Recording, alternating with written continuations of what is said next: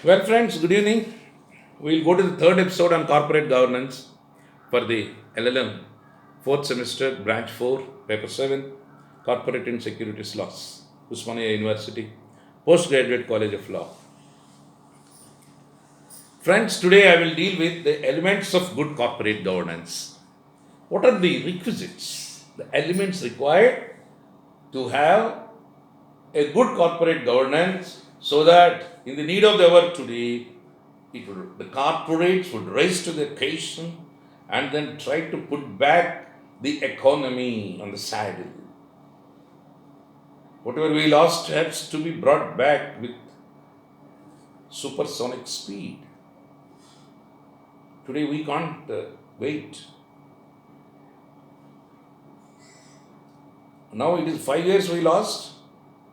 It has to be recouped in 6 months. That is the spirit with which we have to work. That's where the corporate governance comes into picture.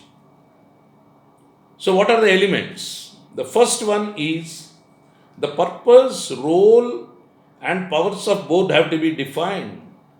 Clear documentation is required for that. Second one, legislations. The Companies Act and various other legislations dealing with this corporate governance have to be taken into account and then have to be considered and then have to be followed, complied. Third one, management environment. Keeping targets, performance appraisal, weeding out deadwood, looking at the memorandum of association and the articles of association, which play a very key role in corporate governance. The objectives are laid in the memorandum, and you have to see whether you are in tune with that and proceeding or not. Fourth one, the skills of the board of directors, the wisdom of the board of directors, commercial wisdom to reach objectives of memorandum of association, as they play a very pivotal role, and then you have to look at the skills of the board of directors. Then friends, the board appointments, how the board members are appointed, the caliber, category, qualifications, experience. These are all the things supposed to be taken into account. Then friends, the next element, induction and training to board. Today judges, while being inducted, are put on training.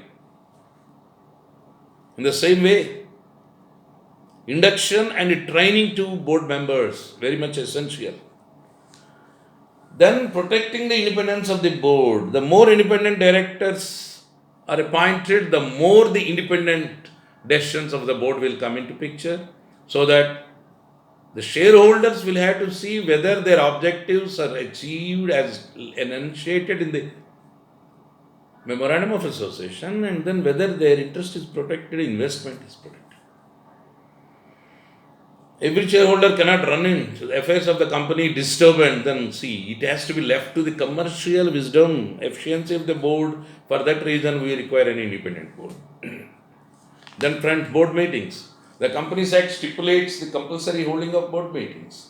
That is where compliance comes, legislation. The board meetings have to be effective by the members of the board effectively participating in each and every aspect, and then very carefully discussing and then going for performance appraisal. Then the code of conduct for the board has to be evolved.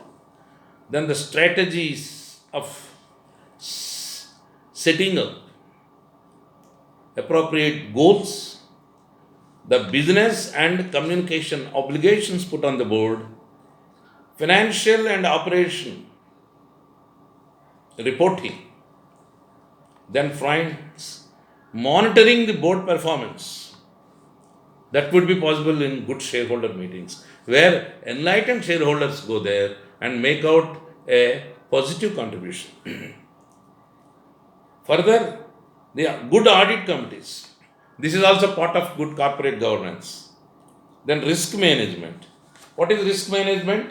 Identifying, analyzing and treating risks. If this is done properly, then there would be good board, there would be good corporate governance. Then friends, ultimately you have to understand the entire control finally lies with the shareholders. And it is the commercial wisdom of the shareholders which would ultimately make good board, and it is the commercial wisdom of the board which would guide, advise the shareholders properly, which is complementary. Then both of them together can reach the company to achieve its goals. That is how the corporate governance comes into picture. So ultimately, the corporate governance centers around good shareholders body, good board of directors. Because it is the board of directors who will take ultimate decisions, not a a general manager who is drawing 10 lakh salary per month.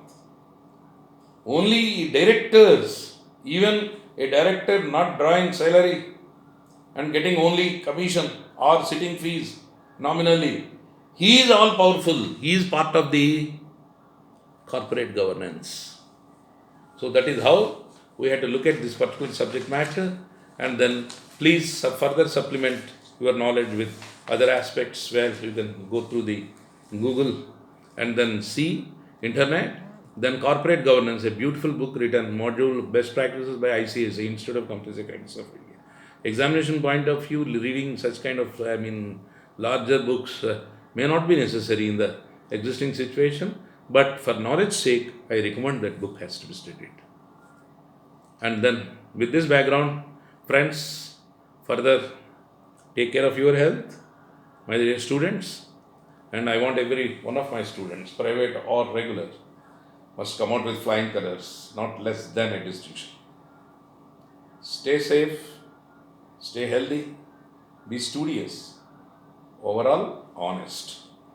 With this, I wish you all the best. Thank you. Good night.